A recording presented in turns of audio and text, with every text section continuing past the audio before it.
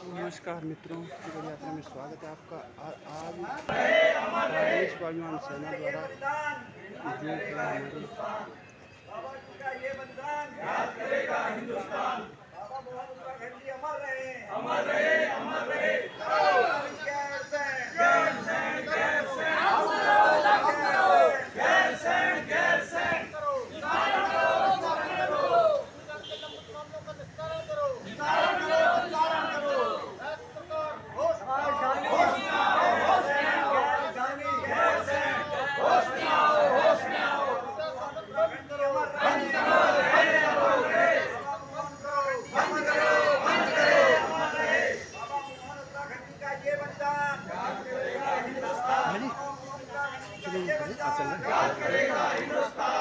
मोहन उत्तराखंडी अमर रहे, अमर रहे, अमर रहे। बाबा मोहन उत्तराखंडी अमर रहे, अमर रहे, अमर रहे। राजधानी गैरसैंण, गैरसैंण, गैरसैंण। राजधानी गैरसैंण, गैरसैंण, गैरसैंण। राजधानी गैरसैंण, गैरसैंण, गैरसैंण। राजधानी गैरसैंण, गैरसैंण, गैरसैंण। बाबा मोहन उत्तराखंडी अमर रहे, अमर रहे, अमर रहे। बाबा मोहन उत्तराखंडी अमर रहे, अमर रहे, अमर रहे।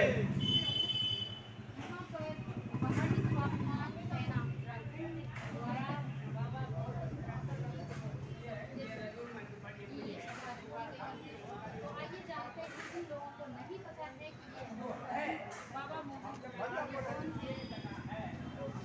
बताना चाहेंगे कि हमारे दर्शकों को कि आखिर ये बाबा मोहन उत्तराखंडी कौन थे और इनका क्या बलिदान उत्तराखंड के लिए रहा है। देखिए, ये बड़ा दुर्भाग्य है कि जिन शहीदों ने उत्तराखंड के लिए अपनी प्राण त्याग दिए, आज हमारी जनता उनको नहीं जान पाई है। तो आज पहाड़ी स्वाभिमान सेना की तरफ से आज हमने एक उनको श्रद्धांजलि दी है। बाबा मोहन सिंह नेगी उत्तराखंडी कई बार उत्तराखंड आंदोलन में आमरण अनशन पे बैठे, और जब रामपुर तिराहा कांड मुजफ्फरनगर का ये कांड हुआ था तो तब उन्होंने कसम खाई थी कि वो ज़िंदगी भर कभी अपने बाल नहीं काटेंगे, और हमेशा दाढ़ी बना के रखी उन्होंने अपने बाल नहीं काटे। इवन कि जब उनके पिताजी की डेथ हो गई थी तब भी वो बाल नहीं काटे थे उन्होंने। और जब उत्तराखंड बन गया तो 3 जुलाई 2004 को उन्होंने गैरसैंण की मांग के लिए 5 मांगे थी, जिसमें गैरसैंण राजधानी थी और एक जो परिसीमन था, जो जनसंख्या के आधार पर परिसीमन होता, उसके खिलाफ उन्होंने एक आमरण अनशन किया था बैरीनाग आदि बद्री में। 38 दिन के अनशन के बाद जब उनको बैरीनाग से उठा के और कर्णप्रयाग CSC हॉस्पिटल में लेके आया गया तो उन्होंने अपने प्राण की आहुति दे दी। अब हमारा ये फर्ज बनता है कि हम उनको याद करें, और जिन मुद्दों के लिए उन्होंने अपने प्राण त्यागे आज भी वो परिकल्पना साकार नहीं होंगी। तो आज पहाड़ी स्वाभिमान सेना के तत्वाधान में हम चाहते हैं कि एक तो राजधानी गैरसैंण के लिए हम आंदोलन कर रहे हैं और वो राजधानी गैरसैंण बने। भूकानून मूल निवास के लिए भी हम लड़ रहे हैं। इसके साथ साथ UCC में जो 2 प्रोविजंस आए हुए हैं, खासकर जो उसमें निवास की जो उन्होंने व्याख्या की है, हम उसके भी खिलाफ लड़ेंगे। और इसके साथ साथ एक जो परिसीमन जो अभी होना है, हम उसको भी उस पर भी उसके खिलाफ भी हम लड़ेंगे। तो सर, क्या लगता है आपको कि कहीं ना कहीं आज भी उत्तराखंड में बाबा मोहन उत्तराखंडी के जैसे युवाओं की जरूरत उत्तराखंड को पड़ चुकी है? देखिए, बिल्कुल। और आज आप देखेंगे कि पिछले 1-2 साल से कई युवा आज यहाँ पे भी हैं और कई युवा सड़कों पे आंदोलन कर रहे हैं, और एक जन जागृति तो आई है। तो ये बाबा मोहन सिंह उत्तराखंडी को आज श्रद्धांजलि देने का एक मुख्य कारण भी यही है कि लोग उनको भी जाने और अपने मुद्दे जो कहीं गौण हो गए उनको फिर से जिंदा करें। सर, क्या नाम है आपका? मैं प्रांजल नौड़ियाल हूँ। मैं मूल निवास भूकानून समन्वय संघर्ष समिति से हूँ। और जैसा कि आप यहाँ पर देख रहे हैं, अभी विनोद भाई ने भी जैसे बताया कि ये बड़ी विडंबना है कि हम उत्तराखंड के लोग जो है बाबा मोहन उत्तराखंडी को जानते नहीं हैं, पहचानते नहीं हैं। उनकी शहादत को हम उनको पहचानते नहीं हैं, जानते नहीं हैं। ये बड़ी विडंबना है, और आज की जो पीढ़ी है वो तो बिल्कुल उनको नहीं जानती है। बाबा मोहन उत्तराखंडी का जन्म 1948 में हुआ था, यानी आज़ादी के 1 साल बाद। और उस ज़माने में इंटर करने के बाद उन्होंने ITI करी थी, और यहाँ तक कि बंगाल इंजीनियरिंग में उन्होंने क्लर्क के पद पर काम किया था। और सेना की नौकरी उन्हें रास आई नहीं। तो और यहाँ पर जब 1994 में उत्तराखंड का जो आंदोलन था वो अपने चरम पे था, तो वो नौकरी छोड़कर इस आंदोलन में कूद गए।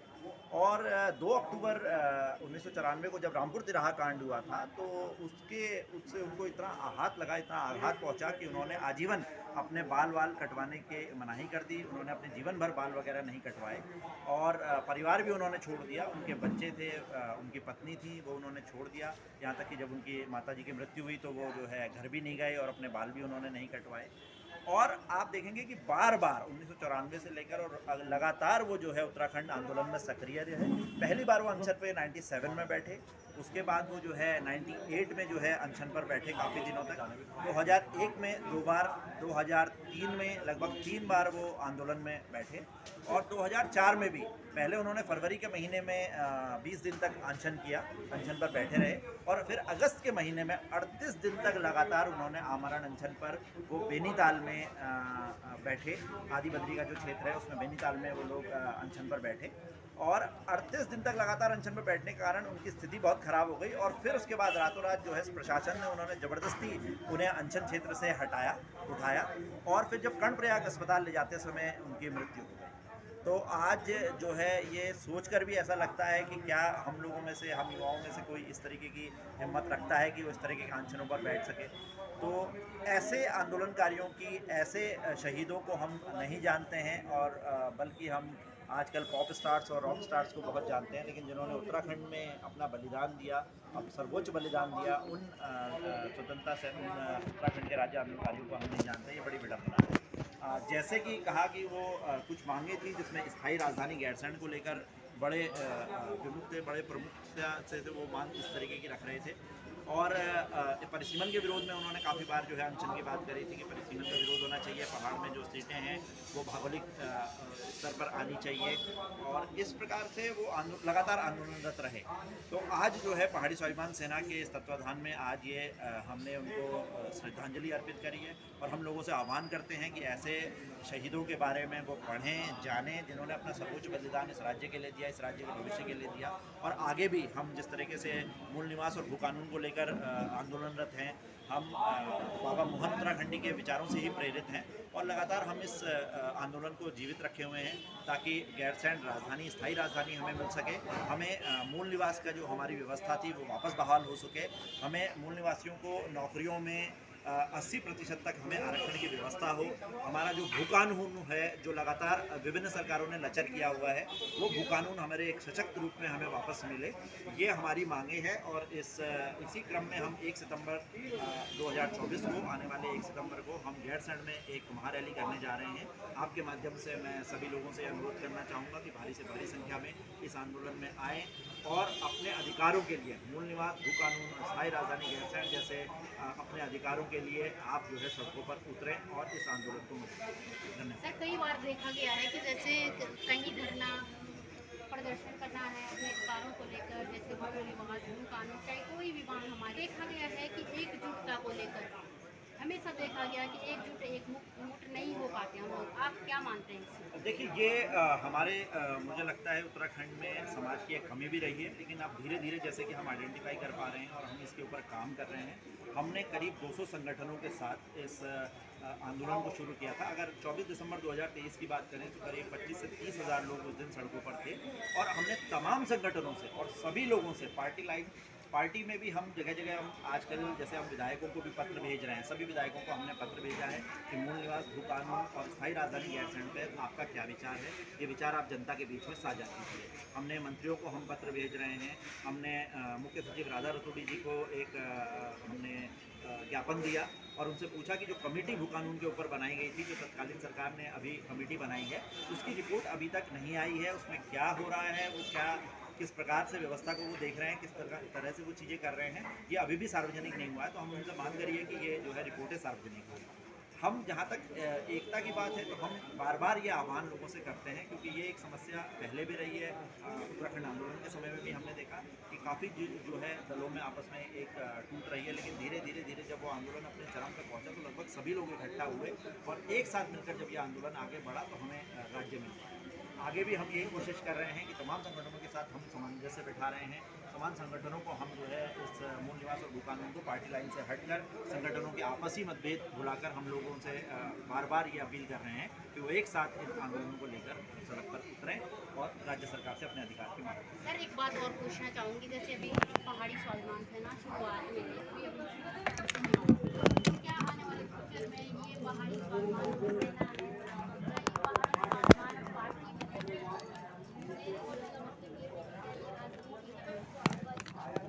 जी, इस बारे में मेरे ख्याल से प्रमोद भाई आपको अच्छी तरह से बता पाएंगे। देखिए, पहाड़ी स्वाभिमान सेना बिल्कुल पूरी तरीके से एक नॉन पॉलिटिकल हमने एक संगठन बनाया जो कभी भी भविष्य में कोई राजनीतिक पार्टी नहीं बनेगी, ये मैं आपको बिल्कुल निश्चित करना चाहता हूँ। और लोगों को भी भाई, अगर हमें राजनीति करनी होगी तो हम चाहते हैं चाहे वो सत्ताधारी पक्ष का भी कोई नेता हो, अगर वो हमारे मुद्दों की बात करता है, चाहे वो कांग्रेस का हो चाहे भाजपा का हो, अगर वो हमारे मुद्दे की बात करेगा तो हम उसका समर्थन करेंगे। तो पहाड़ी स्वाभिमान सेना राजनीति नहीं करेगी, राजनीतिक दल नहीं बनेगा, ये बहुत बिल्कुल क्लियर है। ठीक है सर, बहुत सर धन्यवाद। एक प्रश्न है जो कि आम जनता के है कि 24 साल हमारे राज्य को बने हुए हो गए, लेकिन अब ही क्यों हम उत्तराखंडी जितने भी पहाड़ी है, जितने भी उत्तराखंडी है, मूल निवास और भू कानून की मांग कर रहे हैं? क्या इससे पहले भी इन समस्त मुद्दों पे या जितने भी सामाजिक संगठन है कभी किसी ने आवाज़ उठाई है, या अब ऐसी क्या ज़रूरत आन पड़ी कि हम लोग सड़कों पे आना पड़ रहा है? देखिए सर, सामाजिक जो हमारा एक परिवेश है, अगर आप देखेंगे तो हमारे उत्तराखंड में एक जो राष्ट्रवाद जिसे हम बोलते हैं वो मुद्दे ज़्यादा हावी होते हैं। हम अपने लोकल मुद्दों पे न उत्तराखंड में आज तक चुनाव लड़ा गया और न कभी ये उत्तराखंड के लोकल मुद्दे कोई इशू बन पाए।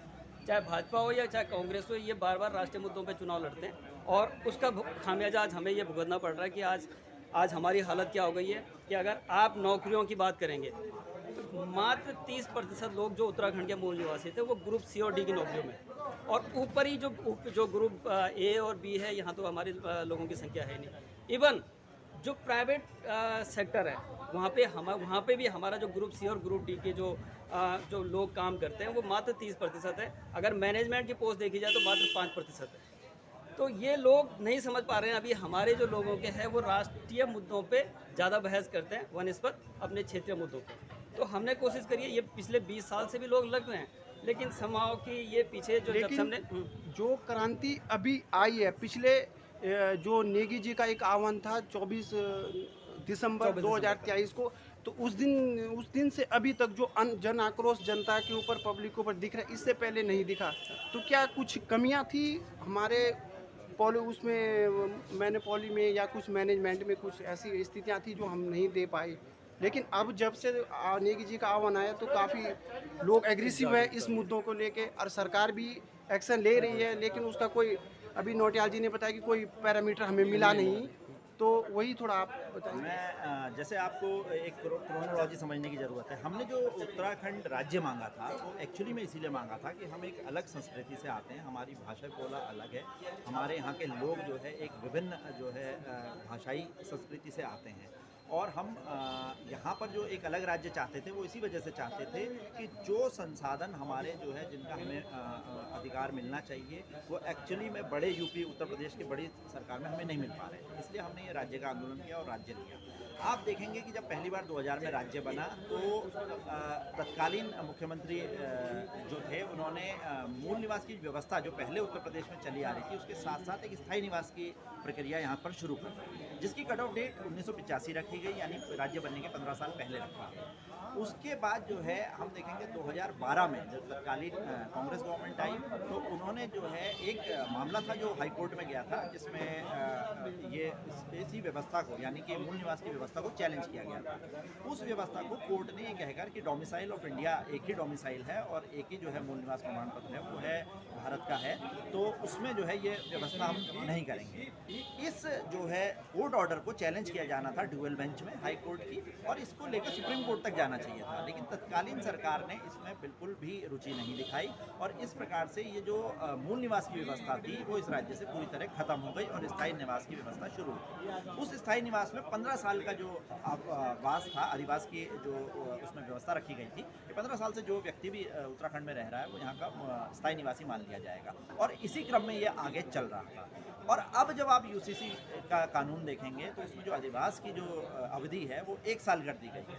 यानी 1 साल के अंदर अगर आप इस राज्य में रह रहे होंगे तो आप जो है यहाँ के निवासी माने जाएंगे और इसी आधार पर आपके सारे जो बेनिफिट्स हैं वो आपको इस राज्य में मिलेंगे। तो जैसे ये मूल निवास धीरे धीरे अलग अलग सरकारों के टाइम पर जिस तरीके से पूरी तरह ख़त्म कर दिया गया, यही कहानी आपके जो है भू कानून की भी है।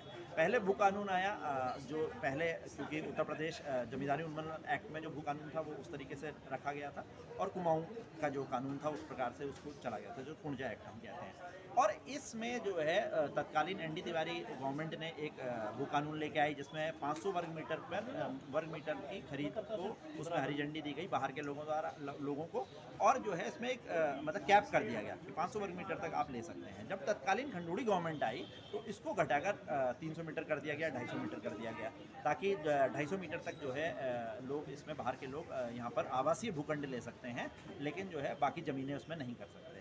लेकिन 2018 में त्रिवेंद्र सिंह रावत गवर्नमेंट जब आई तो उन्होंने जो है धारा 2 जोड़कर और 143A में किसी भी भूमि को आप खरीद सकते हैं, किसी भी MOU को साइन करके किसी भी जो है पूंजीपति कोई भी ज़मीन यहाँ खरीद सकता है और कृषि भूमि को भी कमर्शियल में कन्वर्ट कर सकता है।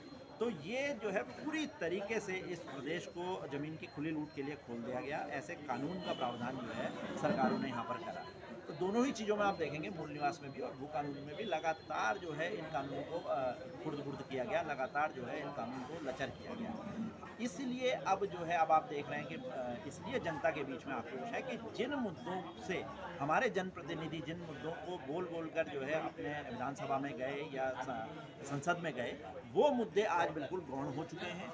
उन्हीं मुद्दों को, मूल निवास को लेकर, भू कानून को लेकर, स्थायी राजधानी गैरसैंण को लेकर, ये सभी पार्टियों के मैनिफेस्टो में ये सारे मुद्दे थे, लेकिन उन सब चीज़ों को छोड़कर इन्हीं मुद्दों को डाइल्यूट करते चली गई पार्टियाँ और ये पूरी तरीके से इस प्रदेश से ख़त्म कर दिया गया।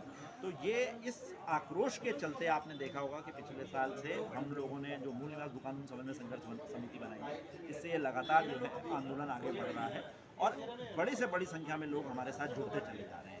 क्योंकि लोगों के बीच में, क्योंकि ये सेंसिटाइजिंग मुद्दा है, लोगों के बीच में लोगों को लग रहा है कि अगर मूल निवास खत्म हो जाएगा तो नौकरियों में हमारा जो है अधिकार खत्म हो जाएगा, संसाधनों में हमारा अधिकार खत्म हो जाएगा।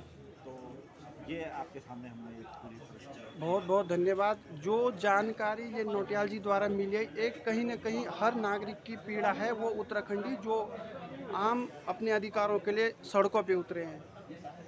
कहीं न कहीं ये परिस्थितियाँ बनी हैं हमारी सरकार द्वारा कि आज आम जनमानस अपनी पीड़ाओं के लिए भटक रहा है। मैं तमाम लोगों से आग्रह करूंगा कि इन समस्त मुद्दों पे जो उत्तराखंड के हित के लिए है वो नेगोशिएट न करके इसको आगे प्रोसीड में रखें। धन्यवाद।